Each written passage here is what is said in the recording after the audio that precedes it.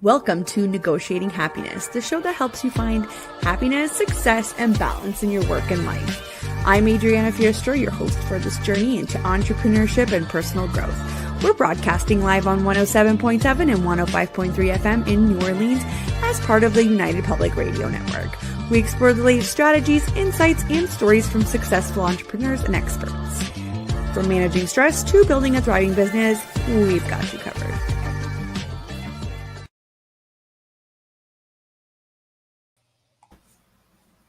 Good afternoon, everybody. It is April 28th, 2025, and you are listening to Negotiating Happiness. I am your host, Adriana Fiestro, and we are broadcasting live on the United Public Radio Network and UFO Paranormal Radio Network at 105.3 and 107.7 FM in New Orleans. If you want to watch some of our shows on your big screen TV, you just have to go to Roku TV and type in UFO Paranormal, and there we are.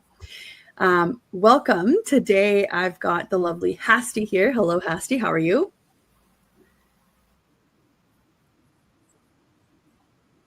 Hi, how are you? I'm good, thanks. I think we're having a little bit of lag today, everybody, so just bear with us. So grab your coffee, grab your lunch. I'm about to just introduce Hasty here again. She's been on our show before, but if you don't know who Hasty is, well, stay and listen because I've got a whole intro.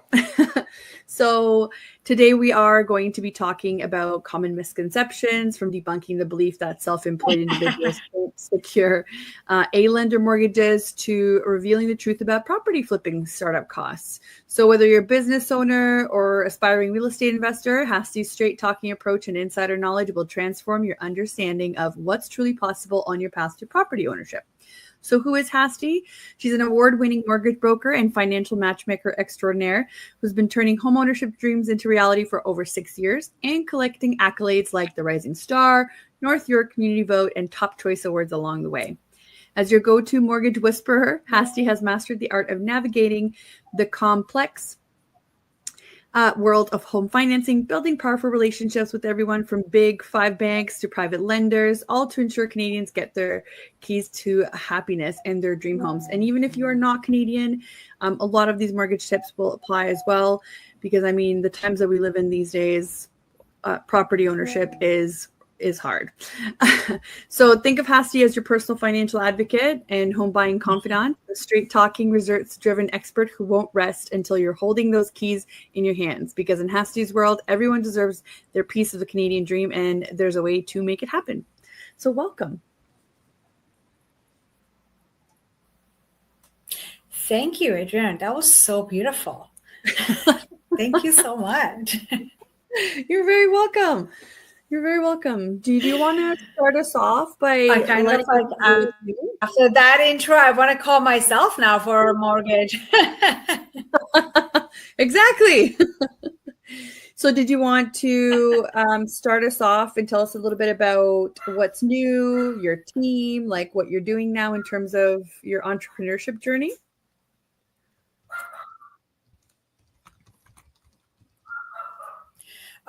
Sure. Yes. I have this year.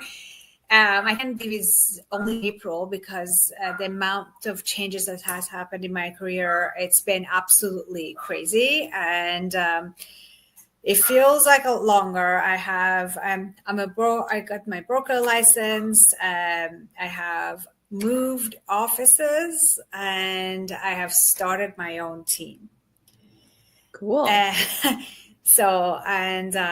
course, I did it during the time that I thought that it's going to be a slow month, but it wasn't. So I am also like having a lot of business, and which, you know what, all of this is a great, I guess you could say, problem to have, but it's been great. Yeah, that sounds amazing. So you started off obviously on your own before or under a different umbrella, and now you've got your own team. So what's that like? What are some of the challenges that you have now, and what are some of the benefits? Like, obviously you're excited about your new team. So tell us a little bit of both.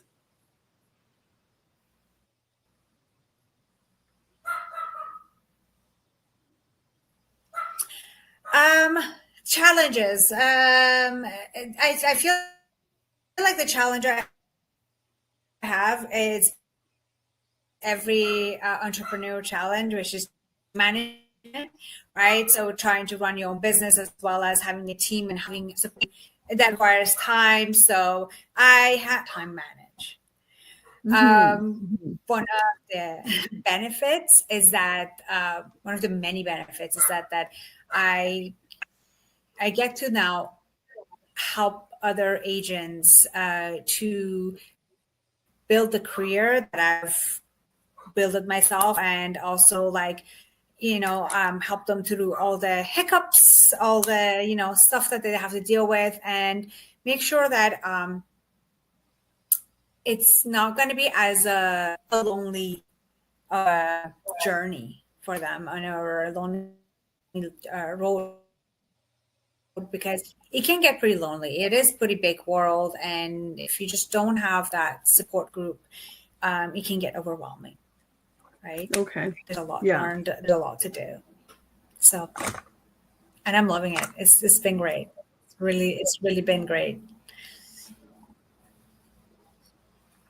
We're having some technical difficulties, guys. I'm not really sure what's happening here, but hopefully we can get this sorted. Uh-oh. Can you hear me, Hasty? Oh, no. Oh, I can't hear you now. Okay. 1 second here, guys. Sorry about that. All right. Just bear with me here. This has never happened before, so I guess this is a plus. All right. It's an opportunity to learn, to navigate through a new challenge, Adriana.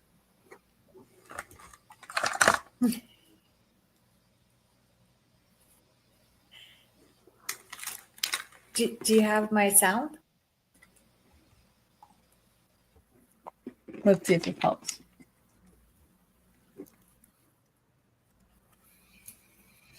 Can you hear me? Oh, I can hear you now. I can hear. I could hear you the whole time. I don't know what's happening, guys. This is so weird. That's okay. Okay, so you were just telling us about your wonderful team, right? Listen, you live and learn, right? You never had this challenge before. Now you do, and next time you know how to handle it. It's the platform. I don't know what it is. Like, we use this platform called StreamYard. So it's the platform. I have no idea what it's doing. So it's weird, but that's okay. So that's great that now you've got your own team. Sorry, go ahead.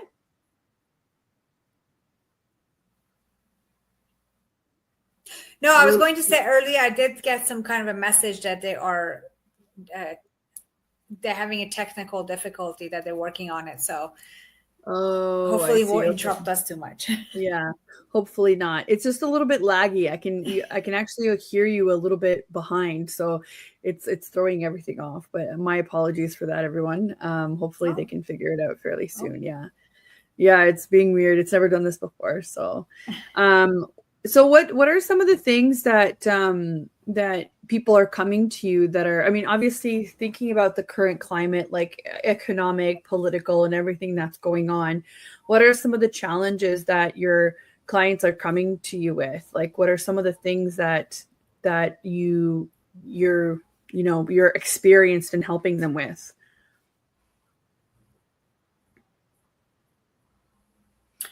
Right now,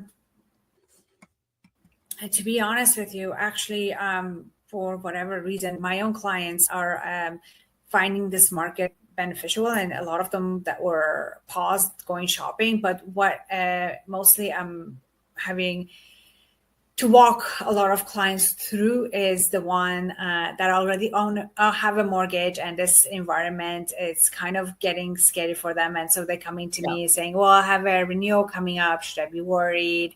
I'm on the variable now. Should I be worried? So we are, I'm helping a lot of those clients to navigate through those. which, to be honest with you, is a case by case situation, and it just depending on the client situation, we are figuring out different methods to help them out. Right, right. So what are some of the myths that people come to you with that you're like, okay, that's just not true?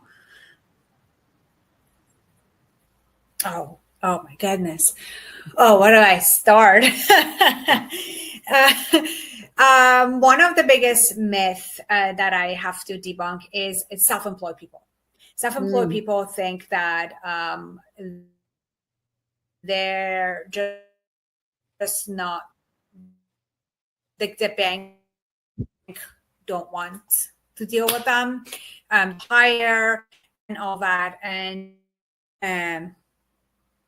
depending on, their situation, there are actually a lot more ways that we can calculate a self-employed person and and their income and everything, and qualify them at banks like Scotia, TD, BMO, or any kind of lenders. And some of these self-employed people, with their finances, will help them with a longer financial plan, whatever that is. But there is actually more flexibility than employed people. Not that employed people will have a problem getting a mortgage, but with someone who's employed, their income is their income. Where with someone self-employed, there's different ways to calculate their income. There's a stated income. There is, if you're incorporated, we can use your corporation income. You can use dividend, T4, there is just so many ways to do it.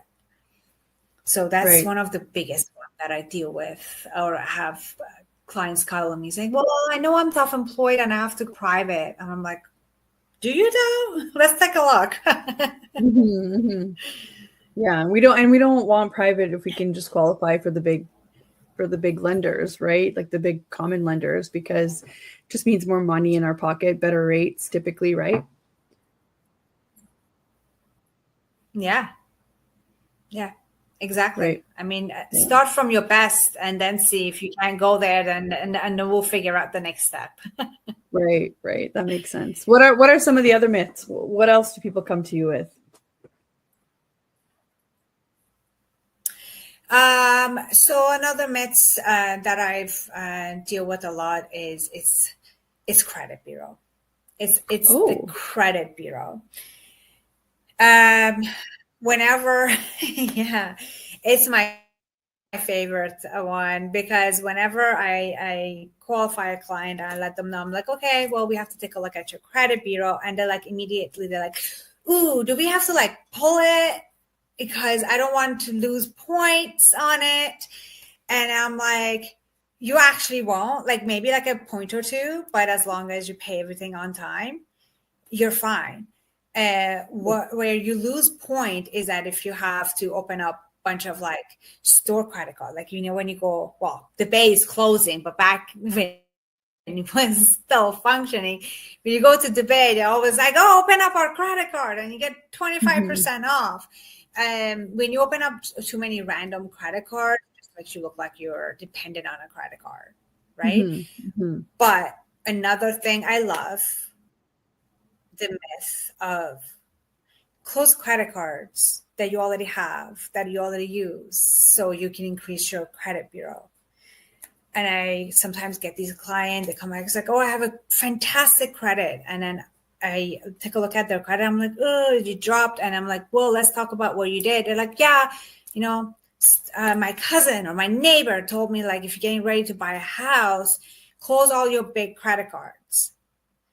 When you do that, all the reports, that all the points that you have received on that, the whole history of your payment and everything, it removes and actually drops your credit bureau. Right. So because they want to see you use it responsibly. That's another that yeah, it seems like it makes sense, right? You have too many credit cards, let's close them. So I have less credit cards, so lender likes it, but then you don't realize you're also removing all the history. Mm-hmm. you know? Mm-hmm.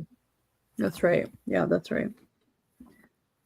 What about from I guess if you're investing, so let's say you already have a property and you wanted to purchase another property. What are some of the myths that kind of stop people from being able to do that?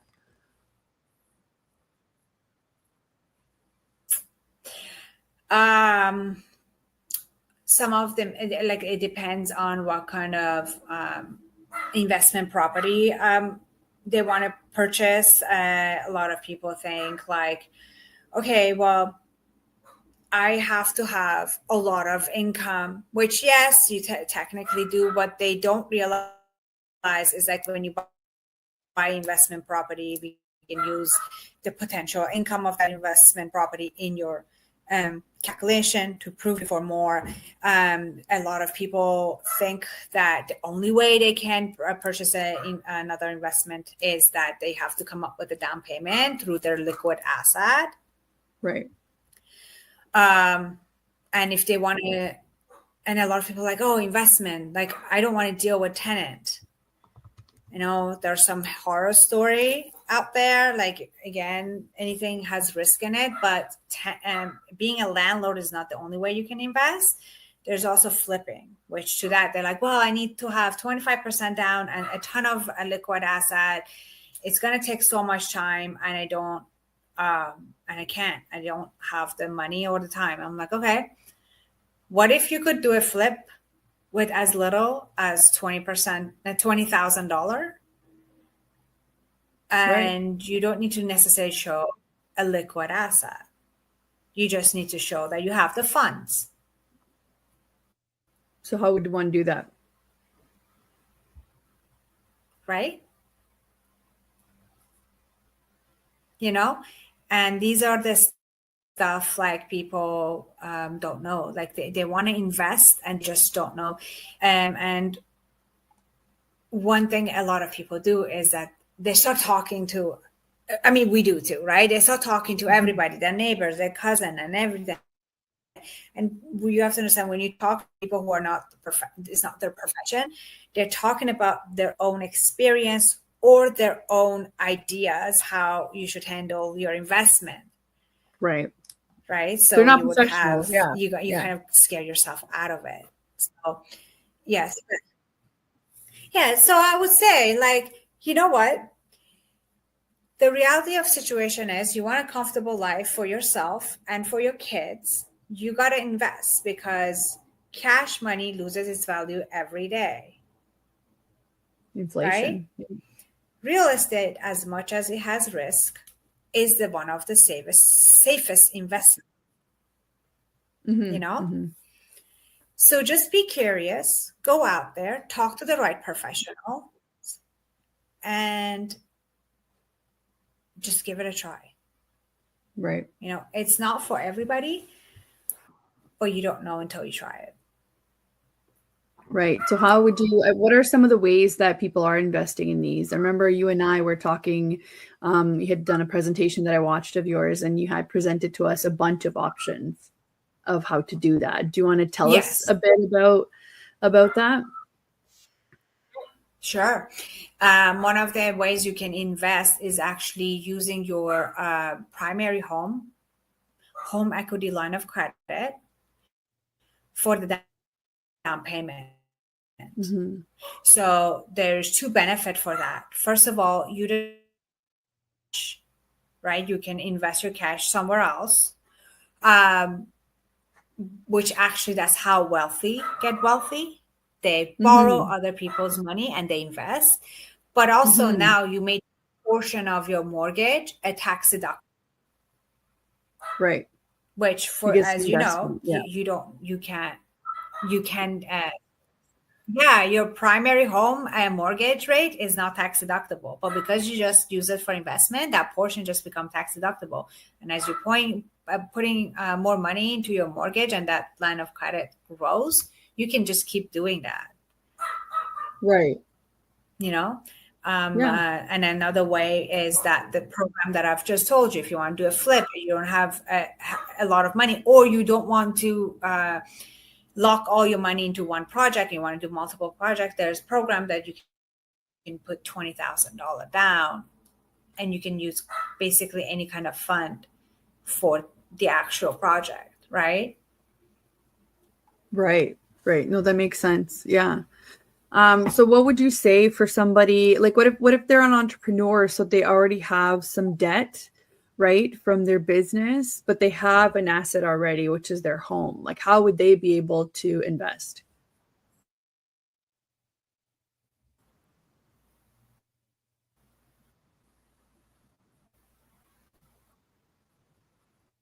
Oh, I think we're frozen here with Hasty. Wonder what's going on her. And can you hear me now? You were frozen there for a while.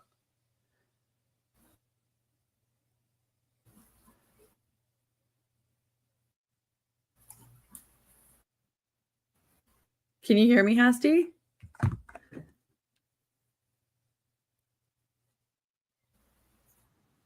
I can hear you.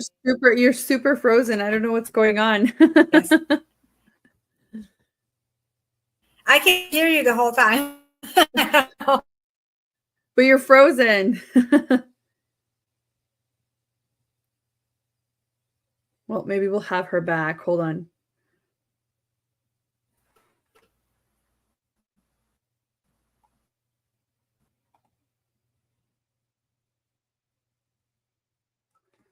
We're just going to see if she can log back in and out.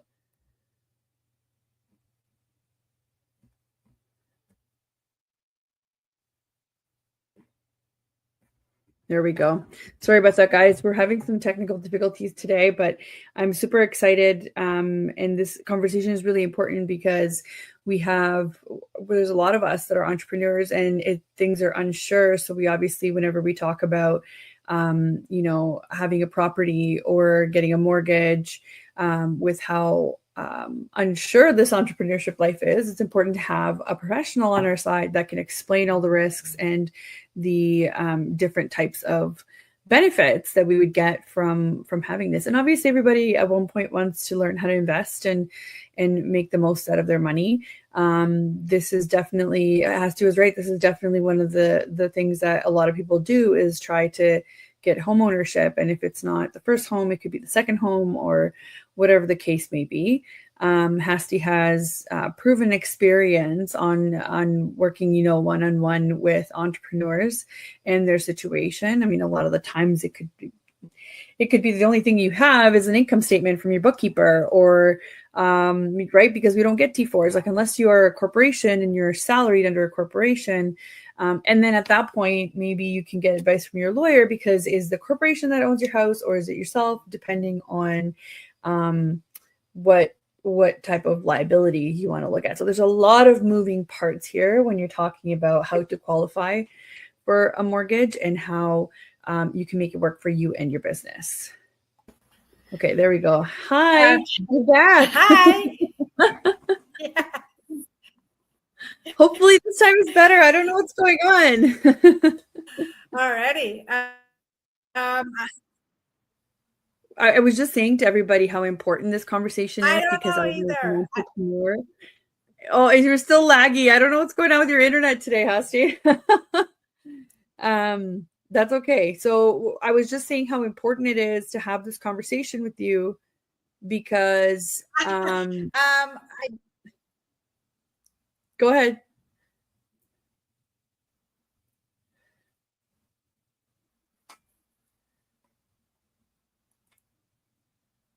Oh, and I think she's frozen again. Oh no.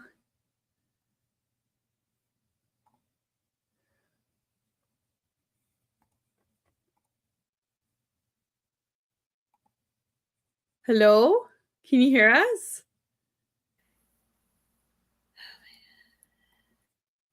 Oh, I think I can hear you, but I can't see you moving. Yeah, I can hear you. There we go. All right. You were frozen there for a while again. Hopefully this time. I think it's just Monday and the internet is too tired. Yeah, the internet just doesn't want to cooperate today. So you were telling us a bit about right? about how to invest using your current home and your line of credit, right, from your home, and how to safely do that. What are some of the other ways that people are investing that are, I think one of them included like flipping of a house or something like that, right? Yes. Yes, as I was mentioning earlier, there is so many different products you can do that. Everyone thinks like if you want to flip a house, you have to spend so much money and you have to have 20% down and liquid asset. There's a program that you can put 20,000 down. It's great for someone who is starting or wants their funds to be between multiple projects. And you can use any kind of funds. Doesn't need to be liquid asset. Again, right?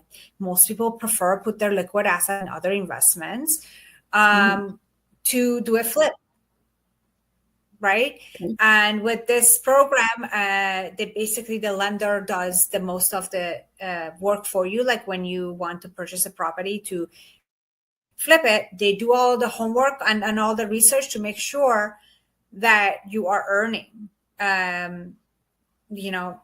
After you are earning money on it. Otherwise, like they're not gonna fund it because they don't want you to just go there and lose money, right? Yeah. But you're also putting so little down.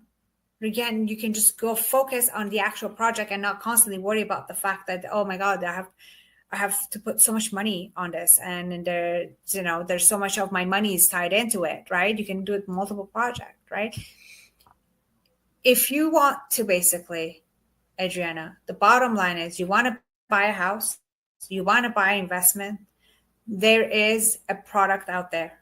There is a program out there that you can use. And if you work with the right agent, the right team, that's a key. That's a team.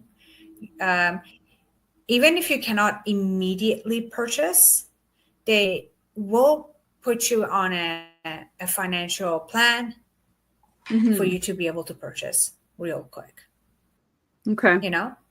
Yeah. No, that makes sense. And if you're a millennial, who just not for investment, but you want to purchase for yourself, a lot of millennials right now have their parents as a cosigner. Right. It's very much normal right now, right? And that is because, well, you and I are millennial. We just grew up in a completely different economy, right? So you do what you need to do to put your foot through the market. Because when you put your foot through the market, then you can just, figure out the rest of the way from there. Yeah.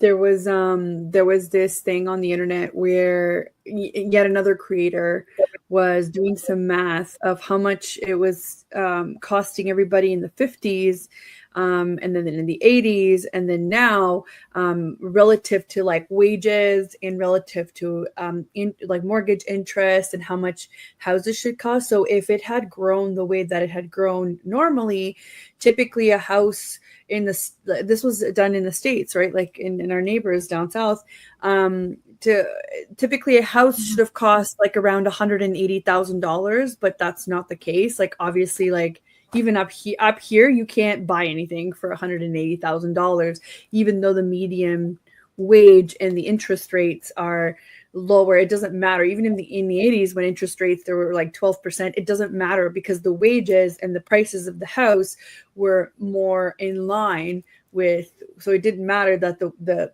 interest rate was as high.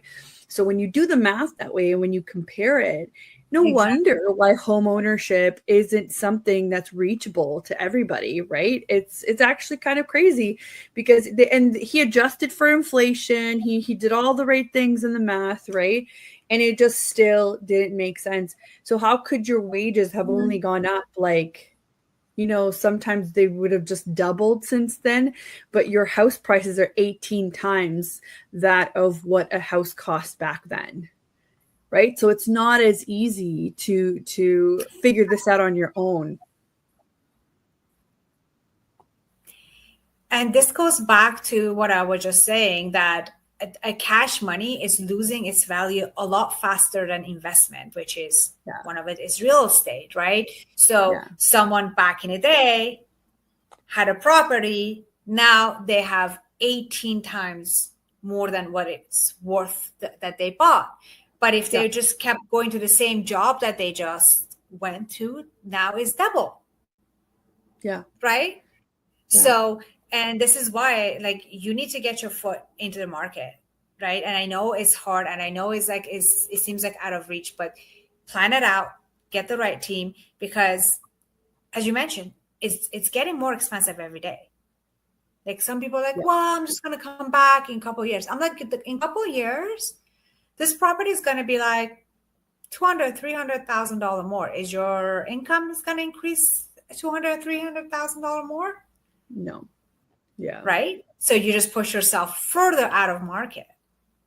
Yeah. Right? Yeah. The right time to buy real estate was yesterday. And the next right time is today.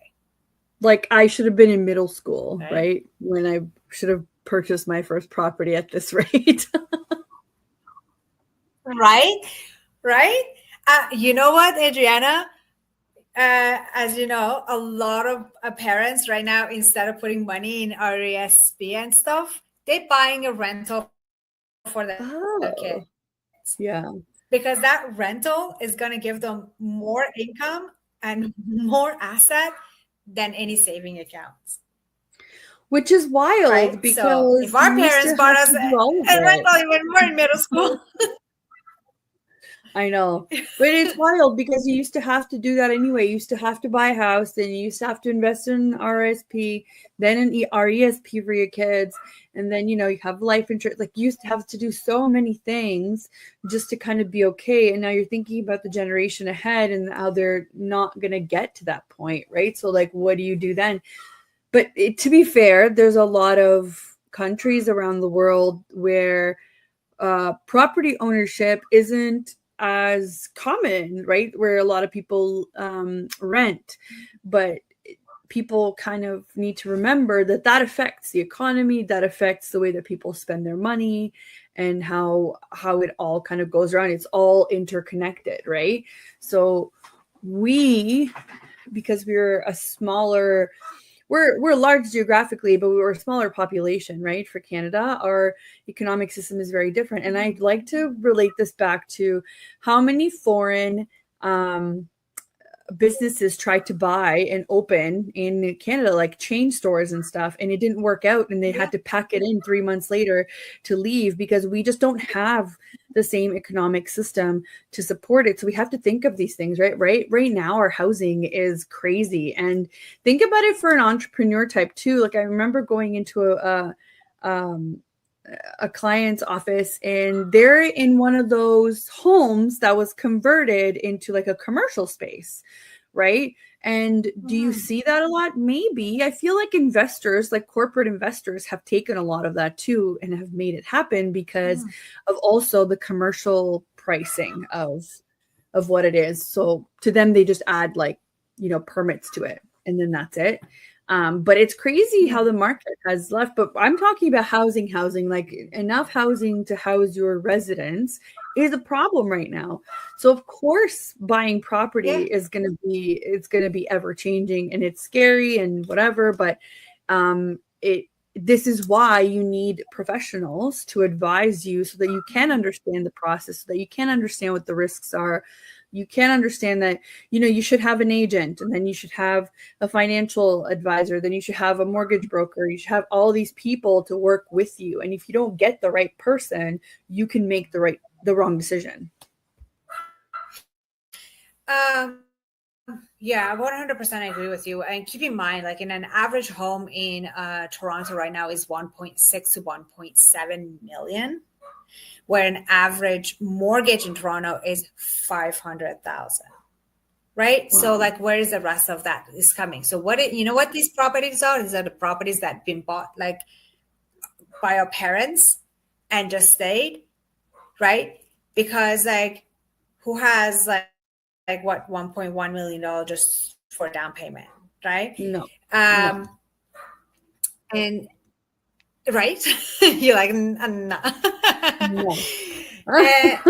But also, like, I love how you brought up you should have the right team to help you.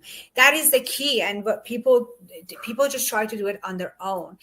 And I feel like one of the things that I'm hoping for the next generation it's kind of get fixed is the financial education.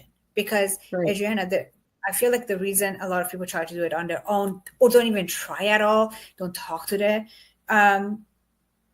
professionals, some of them, they don't even know like all these professionals exist. Also, like a lot of people don't know, like if you go work with the mortgage broker, they have access to all lenders, but most often than not, it doesn't come out of your pocket. There is no cost to you to work with a professional that not just have the knowledge, but all the tools that they can use for you at a free of cost. Right? If you're working with a buyer agent, the realtor, not coming out of your pocket. Like you get to use all of that tool for free, right? What I also, again, goes back to educational, financial education, is that like I will hear like client, well, like that lawyer is a bit too expensive. I want to go to somewhere, someone is cheaper. Like, listen, everyone charges what they charge. But one thing I'm going to tell you is that if you're going to cut corners, hiring the right professional is not where you should be cutting corner, because that can cost you so much later on. Oh, yeah. This is the thing that people don't understand is that these financial decisions have repercussions, right? It's not just now. It could affect you when you're selling later. It could affect you for the duration of your mortgage. It could affect you even later how you qualify for mortgages, because let's say you got in trouble not knowing what you did before, and that's going to stay with you. So it is true. Use the tools that you have, and don't cut corners on things that will affect you for forever. And you have to think of it as how much risk is involved, right? So if the risk is high, that's where you don't cut a corner. If you're just deciding on what paint to put on your walls before you sell your property, feel like you're okay. Like the risk is pretty low. Odds are the next owner is going to paint right over it anyway. This isn't about paint, right? Like this is about what it's going to be like for the next couple of years. And we've got a comment here from Melissa. It says, it costs you nothing and saves you so much hassle. It's crazy not to get professional help. It's true. But I also think that people get into this kind of bad situation where they trust the people that come forward. They don't really know them at all. They don't really have a proven track record or experience. And then they get into these arrangements with some of these professionals that don't really know what they're doing. And I think that's the risk in any industry, right? And that's how you have to set yourself apart. And that kind of goes well with our like entrepreneurship discussion about how do you set yourself apart. So for example, here with Hasty, she works with entrepreneurs. She has options and has made relations with the big 5 banks plus private lenders or other levels of lending. Like she knows where her niche is, and this is where the experience that she brings to the table. The same for me, right? Like in my business. So it not only should you get professional help, you should vet the people that are working with you, because you never know, right? And it's not to say that, I've gotten into these relationships myself where I trusted somebody and it turns out that it didn't work in my favor. And especially as an entrepreneur too, because you have that like extra level of risk where like you're not getting a paycheck or a T4 or whatever. You don't know where this next, maybe billing cycle is going to take you. You have to be careful. You have to vet the people that you're working. Ask questions, right? Ask questions, look at options, ask if there's better product out there for you. Tell the person who you're working with, this is the most important thing for me, so don't leave it off the list, right? Like, and be as forthcoming as possible. I remember you and I, Hasty, had Actually, before I get into this, I just realized we're past the half hour. So let me just do a quick intro for the station and we can continue. So if you guys are just tuning in, you are listening to Negotiating Happiness. And I'm your host, Adriana, and I'm here with Hasty. And we're talking all about mortgages today and, debunking myths around mortgages and entrepreneurs or people that want to invest. And you are listening on the United Public Radio Network and UFO Paranormal Radio Network at 105.3 and 107.7 FM in New Orleans. And we were just continuing our conversation on Hasty and I had this conversation earlier on where, somebody's looking to qualify for a mortgage, but then they stop checking in with their mortgage provider and then they go and purchase a brand new truck right before they sign a mortgage, right? Like, don't do that because obviously that's going to affect your ability to qualify for something, right? Yeah. Like if you are purchasing a home, any changes in your finances, anything, please check in with your mortgage broker. You just brought up a huge trauma, Adriana, for me. Like that is my biggest fear of like. Sorry, I should have said trigger. When I get a call from the lender on the closing day, I was like, what did my client do? Right, because I'm always like, oh no, did they like bought something? Did they like just don't? And people are like, well, like I just really needed it. I'm like, okay, but do you also really needed this mortgage? Which one did you need it the most? Right? Yeah. You just have to like, sometimes make sacrifices, but yes. And to your point about like, having a bad experience, okay, you had a bad experience, I understand, but don't let that stop you to go out to work with someone that is a professional, do your homework, take that experience as a learning lesson rather than like, oh no, I just don't want to work with any professional because I had that bad experience. And try to work with someone that you either know or someone that you trust knows. Right? This is why like majority of my clients come from referrals because like I prefer to work with a client that already knows someone that knows me that they can trust me. Mm-hmm. Right? Because then I know that for myself is also that trust is there. Right? Yeah. But also just in entrepreneurship in general, right? Like I prefer having referrals from other clients too, as a service provider, because it works both ways. You have to work with this person that you're picking and that person that has picked you has to work with you. It's a two-way street, right?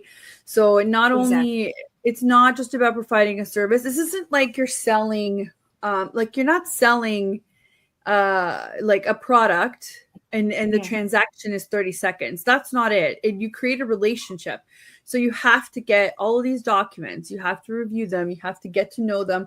That person on the other end for you also has to be willing and to be cooperative, right? To get the best situation. So it's not like that, when we were kids and we were playing store, one of us was like the salesperson and the other one was the customer. Like that interaction is not like that. It's not a 30-second interaction of here's your money, can I have my stuff and I'll go. It's not. We're service providers, right? So there has to be more to it. So we do prefer referrals for many reasons, right? And also think about it this way. For example, you have your own team now, you've created a different brand for yourself, and I'm willing to bet that a lot of it was because you do have return clients, because you've put in that work into the relationships and people have and bring you other referrals, right? So this is really just another valuable lesson of, if you want this to keep going, you have to push it forward, right? With the same kind of level of trust, level of authority. Like, so what makes you an authority? You are experienced and you know things about how to work with entrepreneurs, as in like not the traditional methods of qualifying somebody right away. Or you've worked with people that want to invest, and it's not just first-time buyers, it's people that want to do investment properties. So that's what makes you an authority on it. And then the trust is how you conduct your business, right? So it depends on how transparent you are with your clients, how well you answer to them, and how much information they get from you, right? So all of that just builds up to this like different brand, to kind of place you somewhere higher up on the scale of the of people, right? So when I was a paralegal, there's thousands. There are thousands. Same with mortgage brokers. There's thousands of mortgage brokers out there, right? So how do you position yourself that way is important. And this is Exactly. some of the way that you can do it is by showcasing your experience, right? Yeah. And to be honest with you, one of the things I make sure that I stay away from is if I don't know something, I will be honest with you. I'm not your girl. You want a commercial mortgage? I'm not your girl. It's not a field that interests me, and I just don't know enough about it. Right. Right. So I will refer But you to you someone have that connection. I trust. Yeah. Exactly. Exactly. Yeah. And that's another part of my business. Like I made so many connections through lawyers, through other mortgage agents, realtors, even someone like Adriana. I work with a lot of self-employed people who like needs Adriana's, services, right? So Yeah. just having them to trust one person and not having to go after all that stuff, it's it's part of my business building, right? It's part of what I provide to my clients as a service, as an extra, Right. right? Right. Yeah. And that's huge. That's That's a huge for a lot of benefit. That's an extra benefit, right? So even if you don't end up working with them, that's a benefit of having created this connection with you. Exactly. And I love it because some of my clients have built such a strong relationship with me that they call me for everything. So I'm like constantly have to extend my relationship with other professionals. Like I had a call like saying, oh, I need to get a car. Do you know anyone who can do it? Car insurance? I'm like, I know like life insurance, home insurance. I guess I'll get a car insurance on my list of people Right. that I'm going to refer, right? But Yeah. it's just like, but because I build that trust right now, right? So they come to me for everything. So I'm like, okay, Yeah. Yeah. and I think it's beautiful. I think it's Yeah. great. I think It that's how it makes should be. perfect sense. Yeah. So Yeah. reflecting back on the multitude of years that you've worked on your own, what are some of the things that make it worth it for you? So it's more of like a personal question. What makes it worth it for Hasty to get up every morning and just do it all over again? Like what are you trading for that? Because the whole purpose of the show is like negotiating your freedom, negotiating your happiness. So it's like I'm putting all this work into this thing I call a business, but then I also have things like flexibility or travel or whatever the case is. So what makes it worth it for Hasty? Wow, now we're going to deep questions, eh? Like now I feel like we are going to therapy. This was our last What makes question. It's okay. what makes it worth it for me? Honestly, other than the cliche answers, which is like, freedom of time and, all that, I see it one way is that, is the fact that it's like buying a house versus renting, right? Renting, you paying someone else's mortgage. This one, you investing in your own home. Same as this. For me, it's like what makes this worth is the fact that I'm investing in my own dream. Right. Right. As an entrepreneur. As an entrepreneur, right? Anything I do, every hour, every second I put into it, goes right into my own dream, right? And which makes it for me want to now help other agents to build their dream. And in terms of the actual, like a lot of people ask me, so I don't, as you know, Adriana, I have real estate background. I was a seller, property crunch. I was an office manager for a real estate agency. I know so many real estate, and everyone's like, why mortgage, not real estate? Right. And I'll tell you, because when I was there, I was upfront watching people first go buy a home, especially first time home buyer couples, go buy a home, get all excited, don't do their finances, sign a paper, go into an offer, and then realize last minute that they cannot qualify for what they thought they're going to qualify.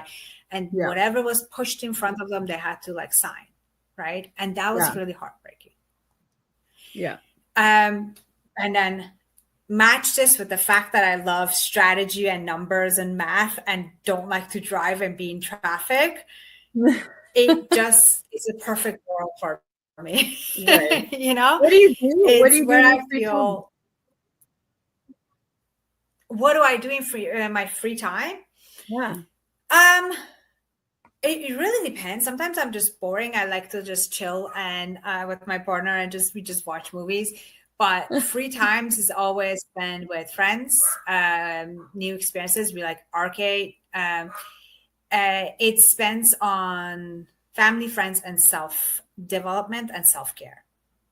Yeah, Right. that makes sense. And I say this because as an entrepreneur, I actually had to learn this. I never thought I actually have to learn self care, right? Mm-hmm. And self, just spending time with friends, because you become entrepreneur and you're like, as you said, like you are responsible for your next paycheck. So you just go into it so badly. There's no break. There's no break. And then everything is like all at the same time in your head. Yeah. So it was a learning process. Every day I'm getting better at it. There's still days that I'm like, I should be taking a break, but I really don't want to, because I really want to finish this. And because it's like such an exciting world that it can just keep being expanded. Like I started as just an agent. Now I'm a broker who has a team, and very soon I'm starting my own podcast. I do seminars. There is just so much you can keep growing, and it's exciting, and you want to grow, right? Yes. So you just sometimes have to remember, like, okay, you you got free time. Tell us more about your podcast. Yourself, whatever. Yeah. Tell us more about your podcast. Yeah. So my partner and I are starting a podcast.